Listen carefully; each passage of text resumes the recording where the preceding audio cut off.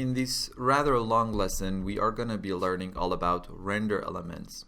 The topic in hand can be discussed in depth over several hours, but here we need to go through it in one lesson. If I open up the render setup window and go to the render elements tab and click on this add button, we can see a list of the available V-Ray render elements. Now, the first question we need to ask ourselves is why we use render elements in our renders. There are so many reasons for that, and as we go through some of these render elements and perform some compositing in an external application, you become more familiar with those reasons. But the main reason is that using render elements, we can break up our render into its constituents like direct and indirect lighting, reflection, refraction, and so on, and composite those parts back together in a compositing application like Photoshop, After Effects, Nuke, Fusion, or whatever you use. And having individual control over each and every component of our render gives us a lot of flexibility to adjust our final image without having to re-render the whole scene. Imagine we can take the reflection render element in our compositing application and make it stronger, or we can adjust the lighting in the scene and make it brighter or darker, or change its color maybe. We have four main render elements categories in V-Ray. We have our beauty render elements, which are the render elements that make the final beauty image. Elements like lighting, GI, reflection, refraction, speculars, and so on. We have our matte render elements, which help with the masking and selection of different parts of the image in compositing. Elements like multi-matte, object, and material ID are in this category. Then we have our geometry render elements. These elements use the objects in the scene to produce geometry-based data. Passes like z-depth and velocity are in this category, and we can reproduce effects like depth of field and motion blur with them in the compositing stage. And finally, we have our utility render elements, which allow to see some information about how the rendering process is done, and also we can generate some useful render elements like ambient occlusion using the extra texture utility render element. Passes like sample rate and sample info are in this category. Now let's start with the beauty render elements and the more important ones here. Select alpha, V-Ray diffuse filter, global illumination, lighting, reflection, refraction, self-illumination, shadows, specular, SSS2, total lighting. Now coming back to the upper section, we don't have any atmospheric effects like environment fog in the scene, so I'm gonna skip that for now.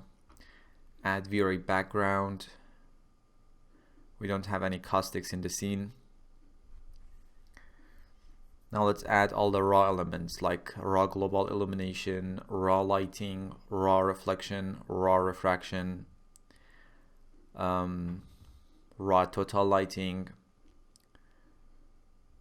and V-Ray reflection and refraction filter.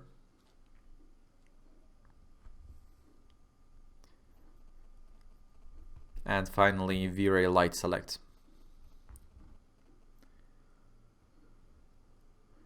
Now that we have all these beauty render elements selected, let's press OK.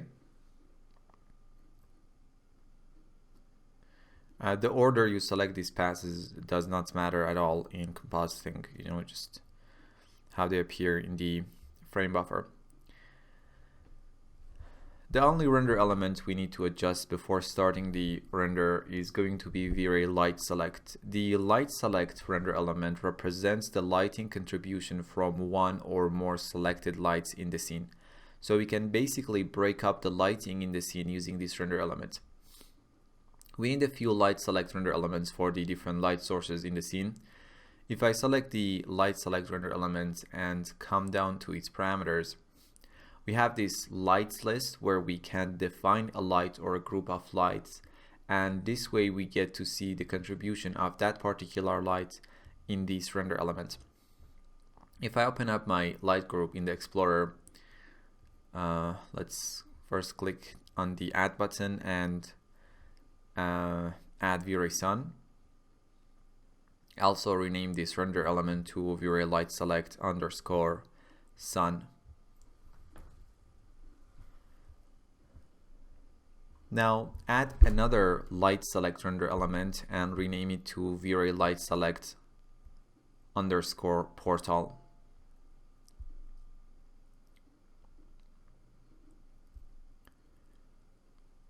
Click on the add button, press H, and pick all the portal lights in the scene, the lights that are in the windows. And finally add another light select, rename it to V-Ray light select candle, and add all these small spherical lights around the candles.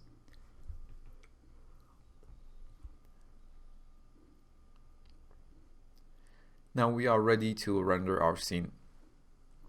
We can see the result of this render in the frame buffer. So first let's take a look and explain the most important beauty render elements that are used in compositing to reconstruct the final image. The first one is V-Ray diffuse filter, and in this render element we get the flat colors and textures used in the material without any lighting or shading information. Any other render elements that include colors and textures from the materials, or basically have some diffuse component, it gets that diffuse component from the V-Ray diffuse filter render element. V-Ray diffuse filter might not be used directly in compositing, but it helps to reconstruct other passes. For example, take a look at the V-Ray lighting pass, which has both the direct lighting and diffuse color information. That diffuse color information is coming from the V-Ray diffuse filter element. If I go to the V-Ray raw lighting pass, we just have the direct lighting. There is no diffuse color information. But to get the main lighting pass, we will multiply the raw lighting pass by the V-Ray diffuse filter pass, and we get our final V-Ray lighting pass. In the compositing process, we can directly use the lighting source or the lighting pass, but if we want to have even more control, we can generate our lighting pass by multiplying V-Ray diffuse filter and V-Ray raw lighting pass, and the same thing is true about the global illumination element, shadow elements, and so on. The next important pass is V-Ray lighting, and as I mentioned, this render element or pass stores direct lighting and diffuse color information, and you can use this pass in compositing to adjust the direct lighting. For example, make it darker or brighter, and as previously mentioned, this pass is generated by multiplying diffuse filter and raw lighting pass.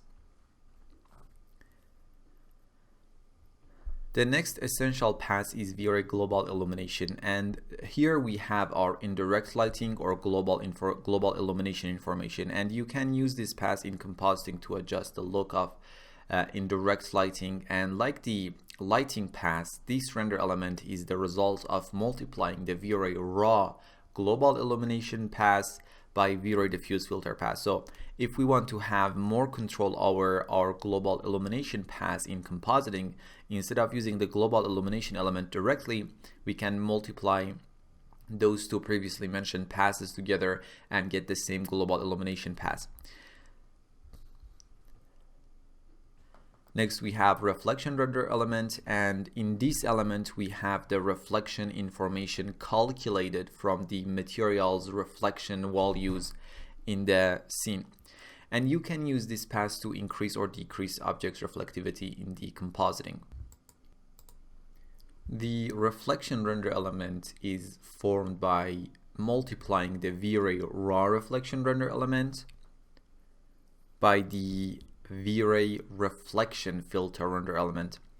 The objects in the V-Ray raw reflection render element are either fully reflective or not reflective at all and fully black. when we multiply this path by the V-Ray reflection filter, which has different shades of gray, and the more reflective the surface, the brighter the color, we get our final reflection path. For example, in the V-Ray raw reflection path, both the floor and the wall are fully reflective, and in the V-Ray reflection path, the wall has a dark color and the floor has a bright gray color. Now when we multiply those two passes, you get your reflection path in which the floor is very reflective because remember it had a brighter reflection color, and the wall is not that reflective because it had a darker reflection color. Hopefully it makes sense. Again, in compositing we can directly use the reflection render element, or to have more control, reproduce it by multiplying raw reflection and reflection filter passes. Next we have our V-Ray refraction render element, and here obviously we have our refraction calculated from the refractive materials in the scene. And this path can be used to change the look of the refractive objects in compositing. And as you probably have guessed by now, the refraction path is formed by multiplying V-Ray raw refraction by V-Ray refraction filter.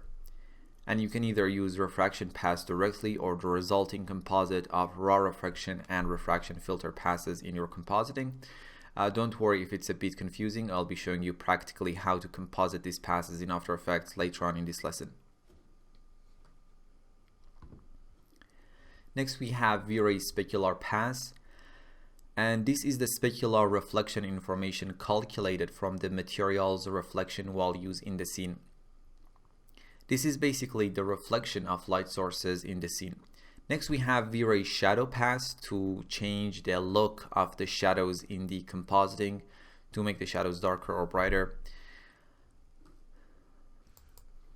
We have subsurface scattering render element, which stores the subsurface scattering information from both fast SSS2 material and V-Ray skin material.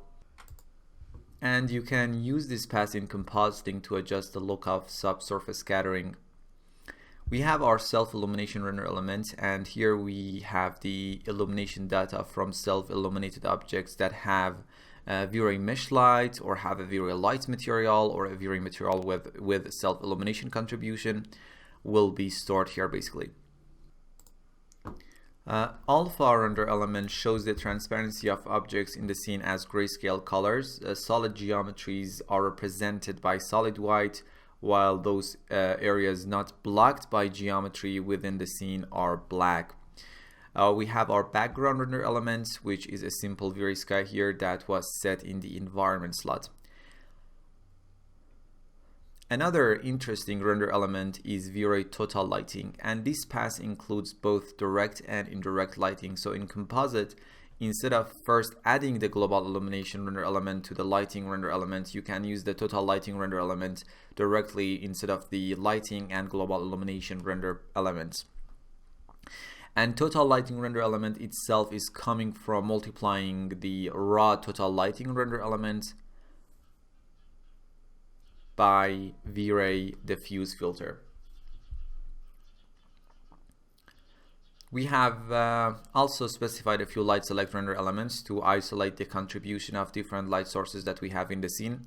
We have our V-Ray light select sun, light select portal, and light select candle, and these three passes combined together will give us the lighting render element. But now we can increase or decrease the contribution of each light in compositing without having to render the whole scene again. Another beauty render element that we have is V-Ray atmosphere, and these render elements include atmospheric and volumetric effects like environment, fog, and aerial perspective. And just let me actually just quickly set up a quick example and add some fog to the scene. First, let's add V-Ray atmosphere render element. Next, open up the environment and effects window by pressing 8 or from the rendering menu. And if you come down to the atmosphere rollout, you can add an environment fog. We don't want such a dense fog, so we can increase the fog distance to 800 and fog height to something like 300, so it will cover the entire view. And let's also enable scatter GI. Also in the environment fog nodes section, let's disable use all lights and only use the sunlight to affect the fog.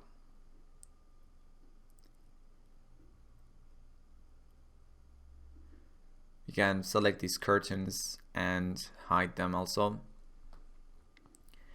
Now if I render the scene, we get our next render with V-Ray environment fog, and this is our V-Ray atmosphere render element, and we can simply make the atmospheric effect less or more intense in compositing, or even change its color tint if we wanted to. Perfect. Let me close the frame buffer, unhide the curtains, and in the environment and effects window, select the V-Ray environment fog and disable it for now. And in the render elements tab, delete V-Ray atmosphere render element.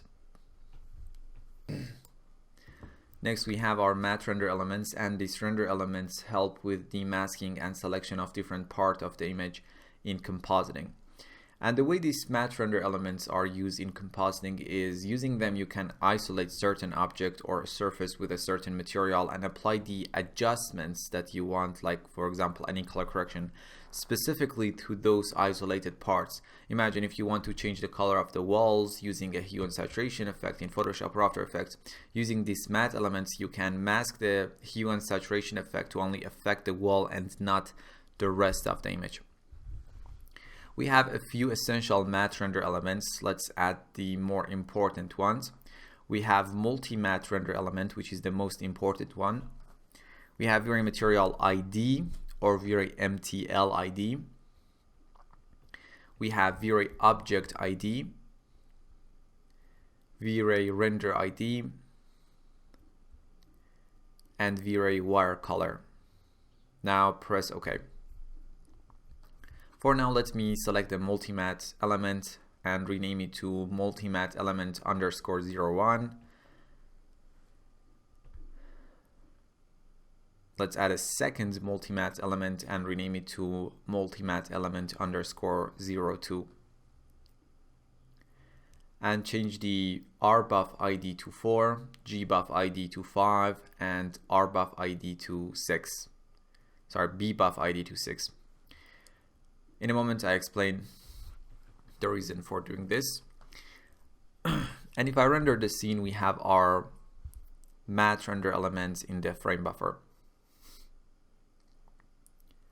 We have V-Ray object ID, which isolates individual object based on their object ID.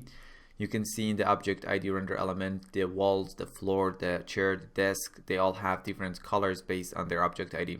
In this case, if I select this wall and right click and choose object properties, the object ID for this wall is set to 1. If I select the floor and go to its object properties, I have assigned 3 as its object ID, and you can simply change it to whatever number you want. And the chair, for example, has an object ID of 4. So all the objects in the scene with the same object ID will have a differentiating color. In this case, for example, all the objects with the object ID of 4, like the chair, will have a blue color assigned to them in the object ID path. Now, very simply, in any compositing app like Photoshop, you can isolate the object that you want and adjust it without affecting other objects in the scene. And the object with their object ID set to 0 will appear black in the render element. We have material ID, and this path is basically doing the same thing, but instead of isolating the objects based on their object ID, it does so based on the material IDs. If I go to my material editor and pick the material from this frame object in the scene, for example, and right click on its name, the material ID for this material is set to 9, and the wall, the floor, the chair, the lampshade, they all have different material IDs. And the materials with the same material ID will be having the same color in the material ID render element. We have our render ID render element, which creates selection mask based on the node handle of each object, and we have the wire color render element, which stores the wireframe color of the object as set in 3ds Max Scene, and you can create masks based on the wire color of the objects in your compositing application. And next we have our multi-matte render element, which is the most important one and basically the most popular one, the easiest one to use in compositing applications to isolate the object. The multi-matte render element creates red, green, and blue selection masks based on object IDs or material IDs. So this is our multi-matte render element 01 and this is 02.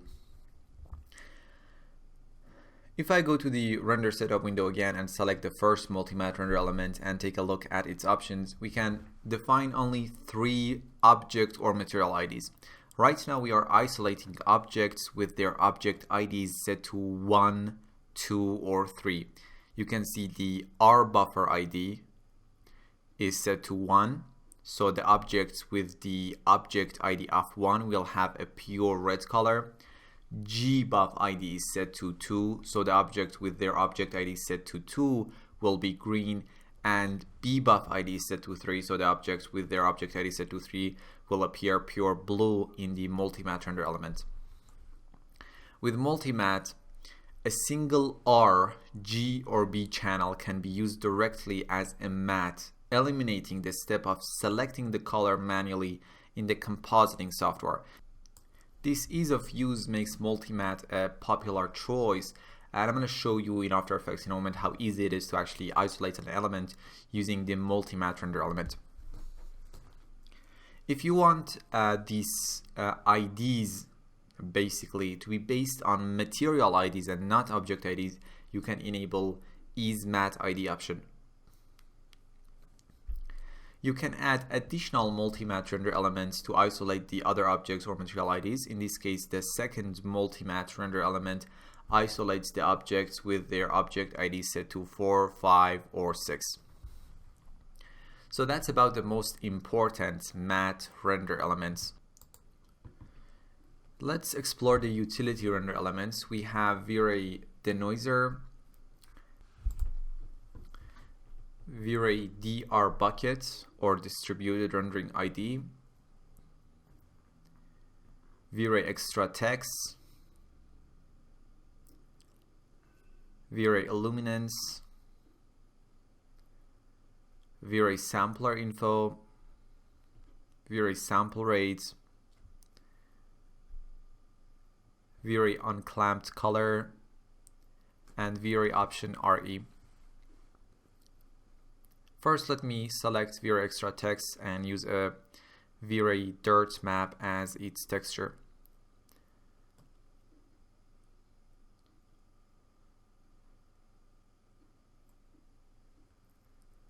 Also select the sampler info and change its type to UVW coordinates.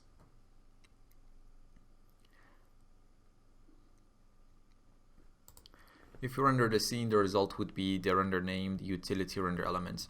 First, we have V-Ray denoiser, and we have used it a lot in this course, and it removes noise. It's that simple, and it's doing such a great job. The denoising operation detects areas where noise is present and smoothes them out. And if I compare the original beauty pass with the denoise pass, you can see how clean it gets. You are not supposed to use a high noise threshold while you're in your image sampler setting and assume that V-Ray denoiser can clean up the excessive noise. If you do it this way, you are going to get obvious artifacts in the denoiser pass that makes it useless. You're supposed to use an acceptable noise threshold while you're in your image sampler, maybe something like a 0.01 or 0.02, and leave the high frequency noise for the denoiser pass. And if I go to its settings, we have a bunch of presets: mild, default, strong, and custom. Default basically applies a mid-level denoising, mild applies a more subtle level of denoising than the default preset, and strong applies a stronger level of denoising than the default preset. Custom allows the strengths and radius parameters to be set to custom values. And strength is determining how strong the denoising operation will be, and radius specifies the area around each pixel to be denoised. A smaller radius will affect a smaller range of pixels, while a larger radius will affect a larger range, which will increase the noise removal. And we have update, which updates the denoiser pass based on the adjustments that we have made here. Let's maybe set the preset to mild and click on the update button.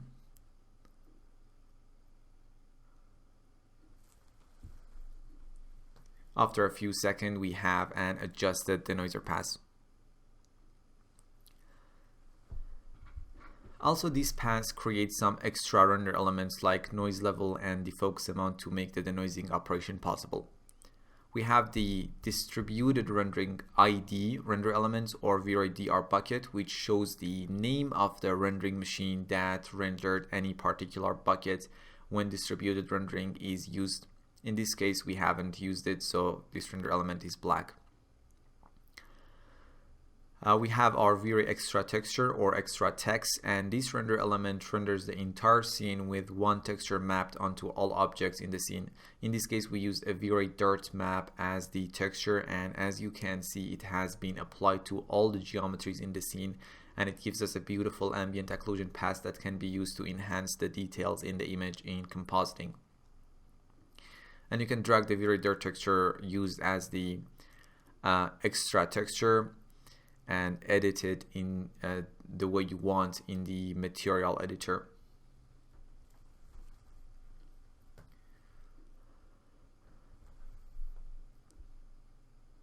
We have V-Ray Illuminance. The Illuminance render element is a grayscale or color image that displays the illumination in each part of the scene. We have V-Ray Sample Rate. The sample rate render element displays the work being done by the image sampler as a red, green, and blue image. We have discussed this pass and how to read it and use it in your image sampling in the image sampling section of the course. So you can check that lesson out if you are not sure what these colors mean. The sampler info render element provides information about various aspects of the shaded points, such as position, normal, bump normal, reflection, refraction, vectors, UVW coordinates, and so on.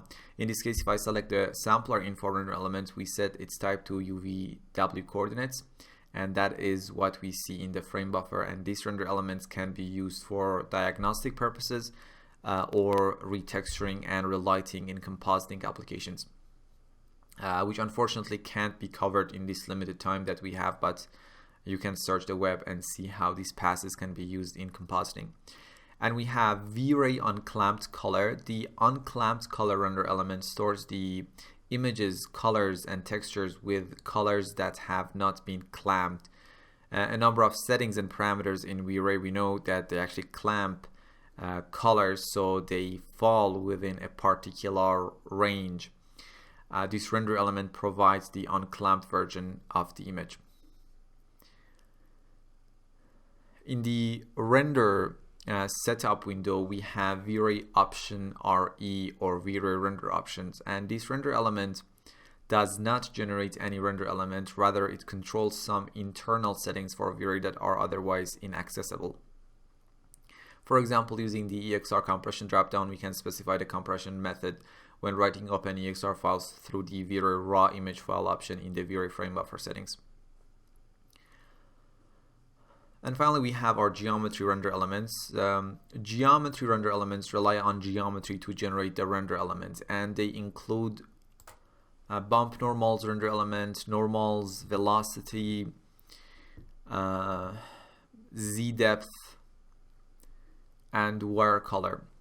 Wire color is technically a geometry render element, but as its main purpose is to aid masking and basically the selection process, I discussed it under matte render elements.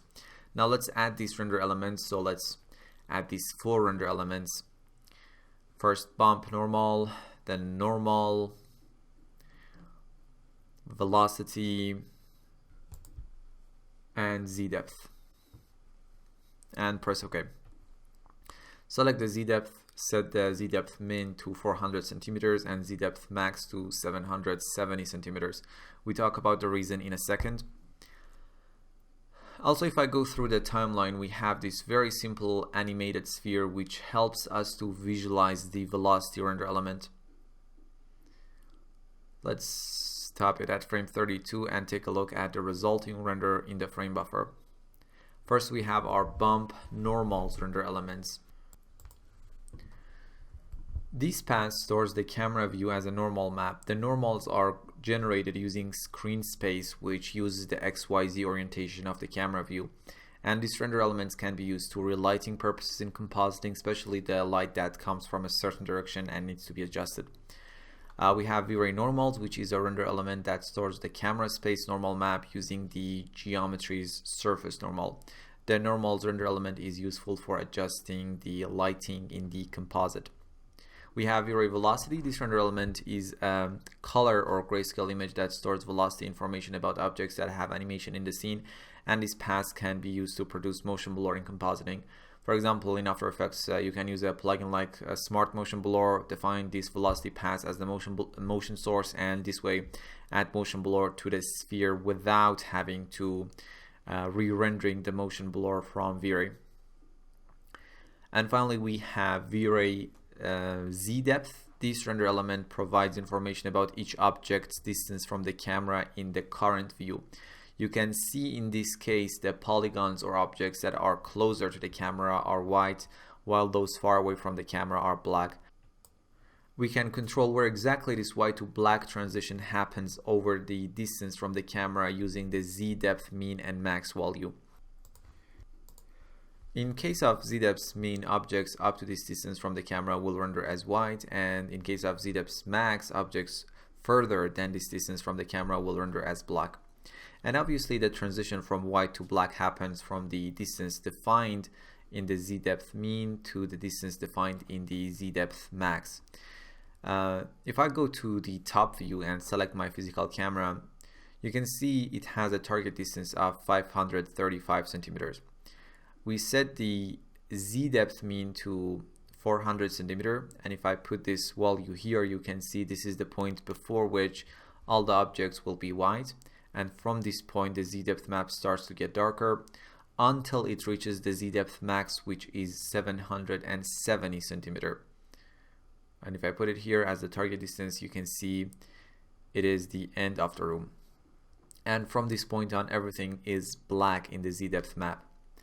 And you want to make sure that all of your geometries in the camera view are located in a distance between the Z depth mean and the max, so you can successfully reproduce effects like depth of field in your compositing application using this render element, obviously. Now let's set the target distance back to 535 centimeters and make sure the timeline is on frame 0. Now we have discussed all the render elements, and it's time to do some basic compositing in After Effects using these passes. In the Render Elements tab, I'm gonna first delete some of the unnecessary passes. From bottom to top, we can delete all the passes from V-Ray Velocity to V-Ray Illuminance, and also V-Ray Denoiser can be deleted. We can delete V-Ray DR buckets and render ID and wire color.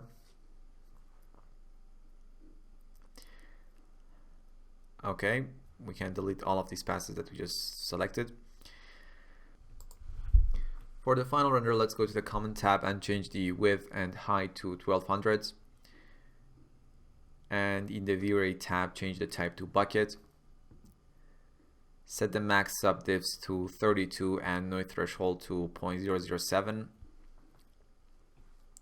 Also in the Frame Buffer tab, enable V-Ray raw image file and go to the final render folder for this lesson, which is located in the render output folder of the project files.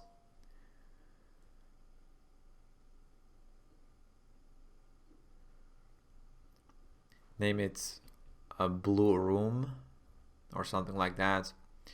Use OpenEXR. I'm not going to enable 32-bit output, so we are basically outputting a 16-bit image. Now we can press save. Also, let's enable separate render channels. Go to the final folder again.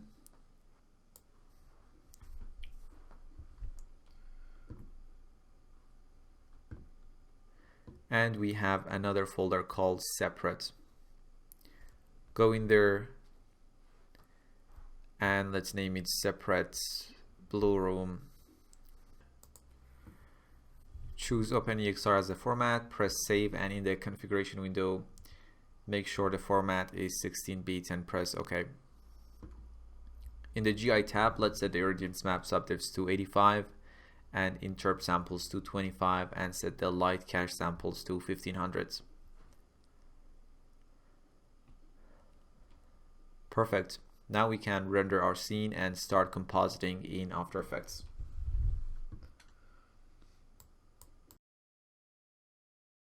Here we are inside Adobe After Effects. Obviously, we don't have the time to go through every trick in the book, but I'll be trying to cover all the basic foundations that you need to start your compositing journey. First, double-click in the project panel and go to where you have saved your render.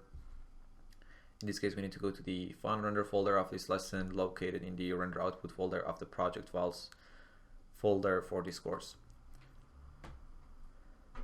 We have this EXR file called Blue Room and it contains all the render elements. So let's double click on it and import it.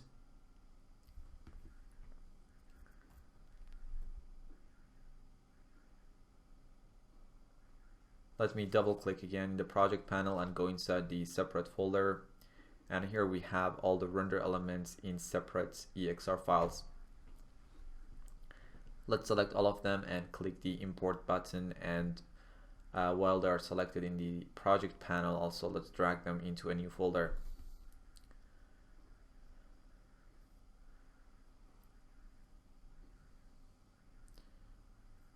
And we can name this folder separate or whatever you want. Sometimes the extractor effect in After Effects can be a bit buggy and might miss some render elements in the EXR file that contains all the passes. So in that case, these separate render elements can be very useful. Now, first, let's create a new composition based on our main EXR file. And rename the composition to basic composition or anything that you like.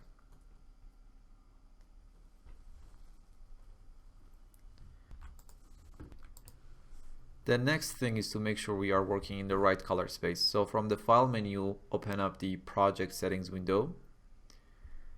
In the color settings section, change color depth to 16 bit. If you remember, we rendered out 16-bit images.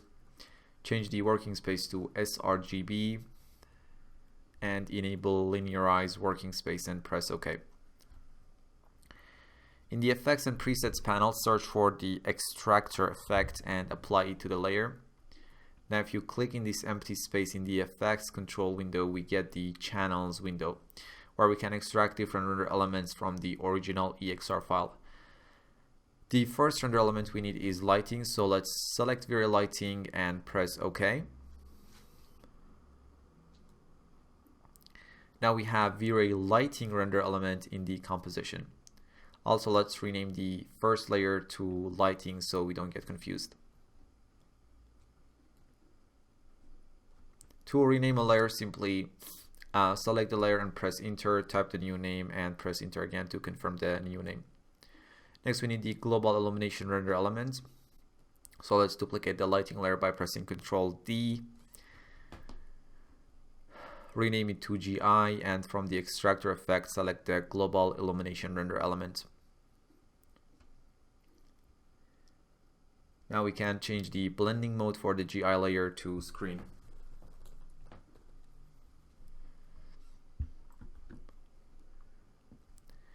We can change the blending mode for the first layer to screen as well. So let's do that. But as it is the first layer, it doesn't really matter to use normal or screen render element. Next, we need our reflection layer. So duplicate the GI layer, rename it to reflection, And from the extractor effect, select reflection render element and press OK. Now let's add the refraction render element. The same process, duplicate the reflection layer, rename it to refraction, choose the refraction render element from the extractor, and now we have added our refractive surfaces to our render. The naming of the layer really doesn't matter, I'm just trying to stay organized here. You can see the render is coming together, and as we are duplicating the previous layers, the new layer's blending mode is also set to screen. If not, you need to change blending mode to screen manually. You just need to add this layer together, basically. Nothing very specific going on here. Now it's time for the specular render element, so duplicate the refraction layer, rename it to specular, and choose V-Ray specular render element in the extractor effect.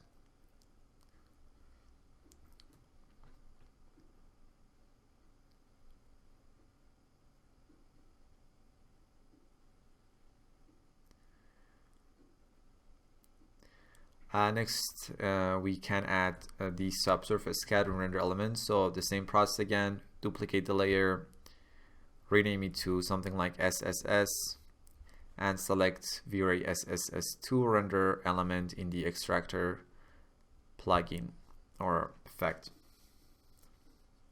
And finally, it's time for the self-illumination render element.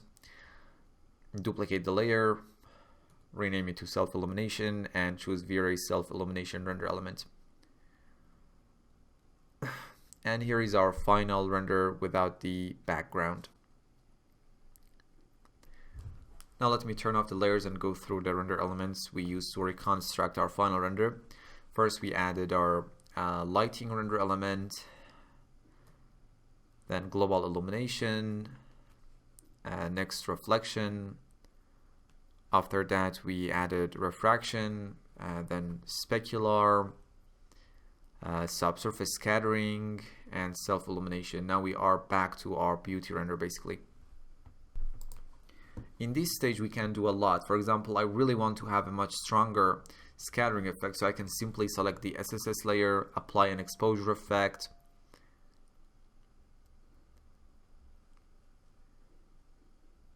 and increase the exposure value to something like 1. Now we get a stronger subsurface scattering effect very simply without having to re-render the scene. Or I can select my GI layer, press T, and decrease its opacity to something like 50. Now we have a darker indirect lighting. Let's set the opacity for the GI layer back to 100. The next thing I want to show you is how to use the light select render elements to control the lighting of the individual light sources in the scene. In the project panel, let's duplicate the basic composition and rename it to light select, and double click to open this new composition. Let me hide all the layers except for the lighting layer. Now we want to recreate this using the light select render element. We want to recreate the lighting render element using the light select render element. So hide the lighting layer as well, duplicate it, and rename it to light select sun. And in the extractor effect, choose V-Ray light select underscore sun and make the layer visible. And here we have the lighting contribution from only the sun. Duplicate the layer and rename it to light select underscore portal, and choose the light select portal render element from the extractor. Make sure the blending mode is set to screen, and here is the lighting contribution from the portal lights in the windows. And finally, duplicate the layer again, rename it to light select underscore candle, and choose the relative render element from the extractor.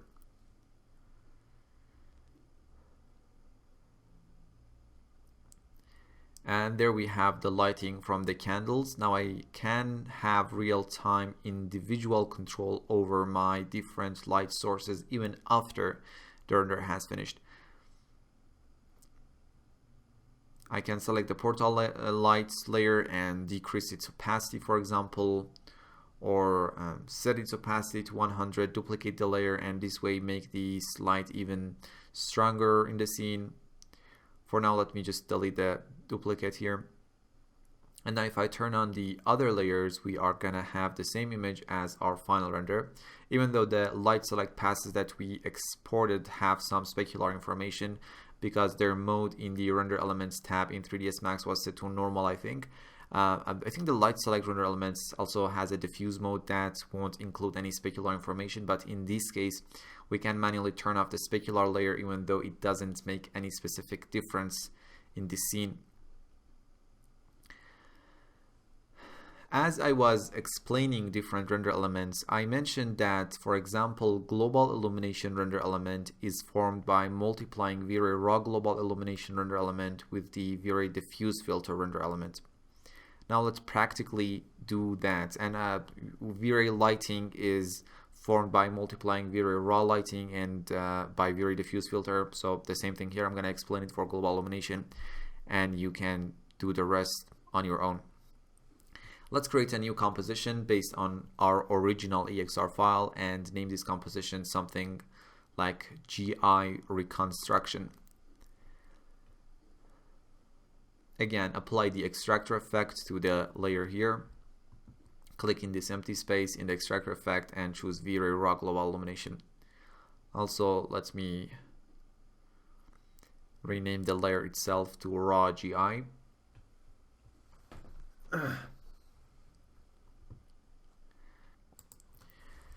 Now we need our V-Ray diffuse filter under element, so duplicate the layer, rename it to diffuse filter.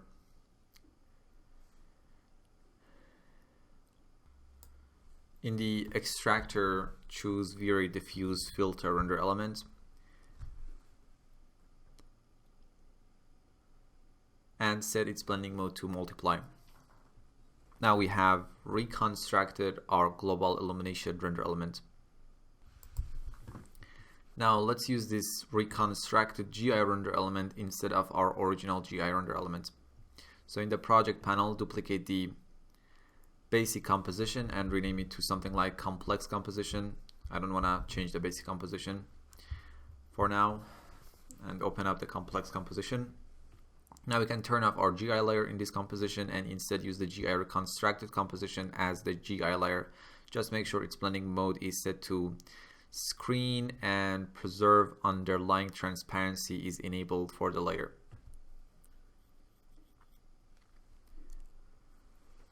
Here we can do a lot. For example, we can tint our global illumination solution without affecting any diffuse color in the scene. So in the GI reconstruction composition, hide the diffuse filter layer for a moment and apply a curve color correction to the GI layer.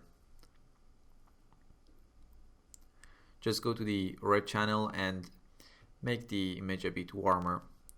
Now if I turn on and off the curve effect, you can see we get a warmer GI solution. And if I get back to the complex composition, you can see how this change made the overall image a lot warmer. To compare it quickly, let's take a snapshot. Disable the GI reconstruction and enable the original GI pass. And now if I click on the show snapshot, you can see how it made the scene warmer without affecting the other colors in the scene and tinting those colors basically. Now let's hide the GI layer and unhide the GI reconstructed or reconstruction composition as the GI layer. And in the GI reconstruction composition, disable the curves correction. Another thing I want to show you is how to use the multi-matte render elements to isolate a certain object in your image and adjust it the way you want without affecting other objects. In this case, let's change the color of the wall. We can go to our basic composition and isolate the wall and adjust its color. And I'm going to show you how to do that very simply, but I'm going to do it on a more fundamental level first. If I go to my complex composition, you can see that the color of the wall is coming from the lighting and the GI pass, and mainly the GI pass. We have reconstructed our GI render elements now we need to reconstruct the lighting path as well, but I'm gonna leave that for you to save some time. The dominant color is coming from the GI path, so let's take care of that first. Let's go to the GI reconstruction composition. We want to change the color of the wall, so the first thing we need to do is to isolate the wall, and we are going to do that using our first multi-matte render element. So let's bring in our original EXR file, rename it to mask for the wall maybe,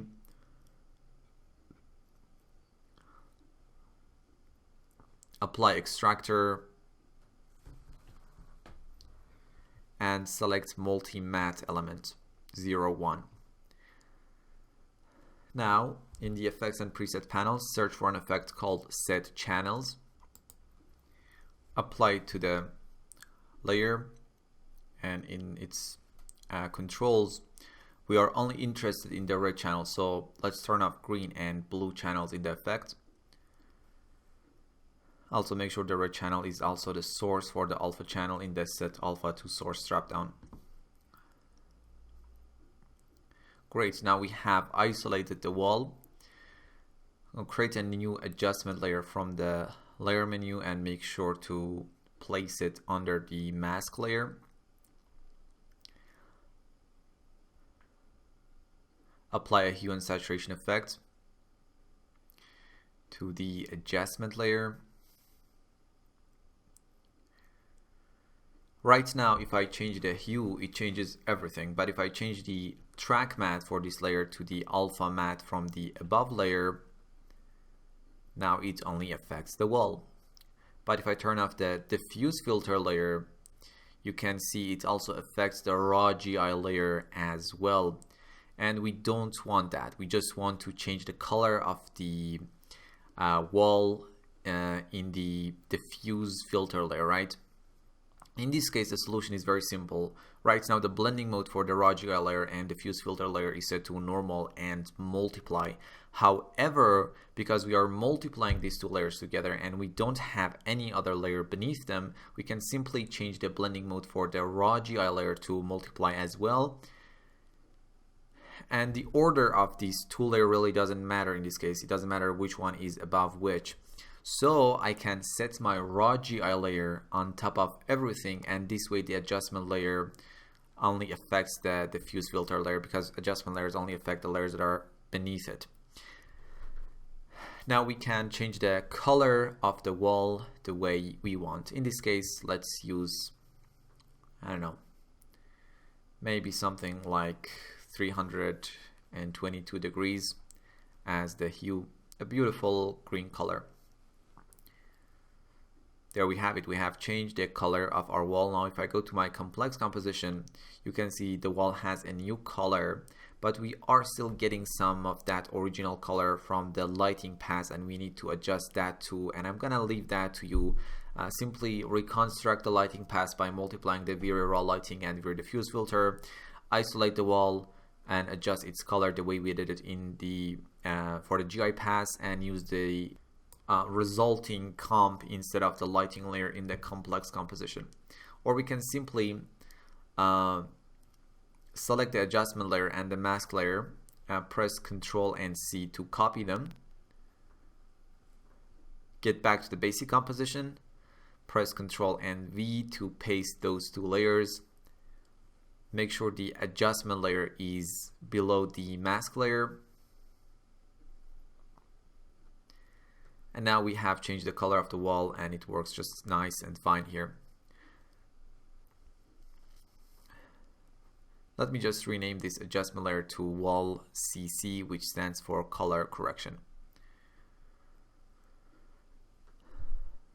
The final thing I want to show you is how to use the Z depth render element to generate beautiful depth of field effects in After Effects. It is very simple. In this simple composition, let me first turn off the adjustment layer. We don't need it for now.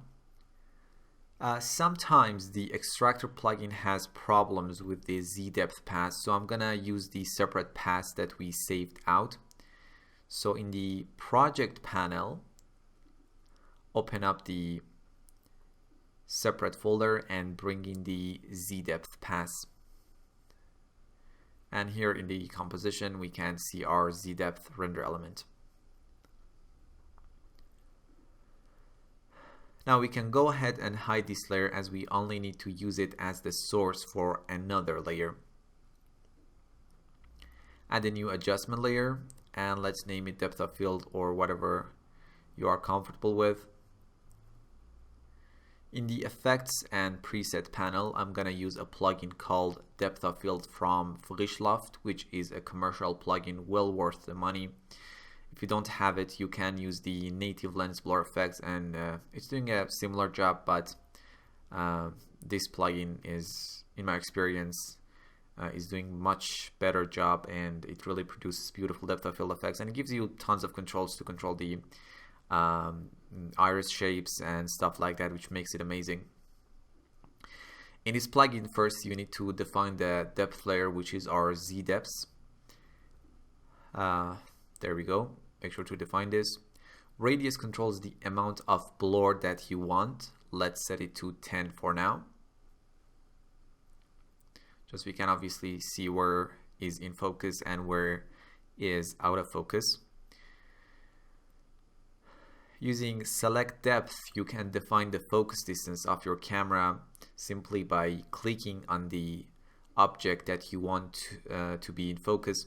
In this case, let's select the books. Now the books and everything in the same image plane will be in focus. Basically everything that has the same distance from the camera as the books will be in focus, right?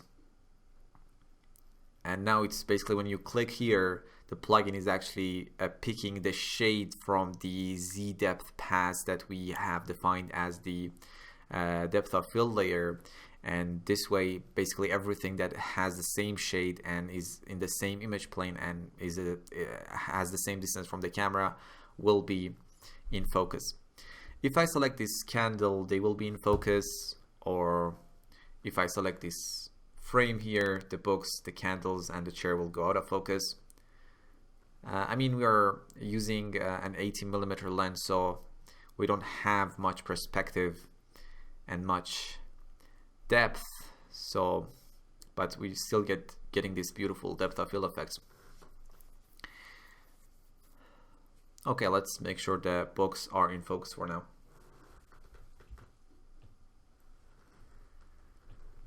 The depth of field plugin works really amazing, and there are so many other options in this plugin to adjust and get really good depth of field effects, but this is enough for now.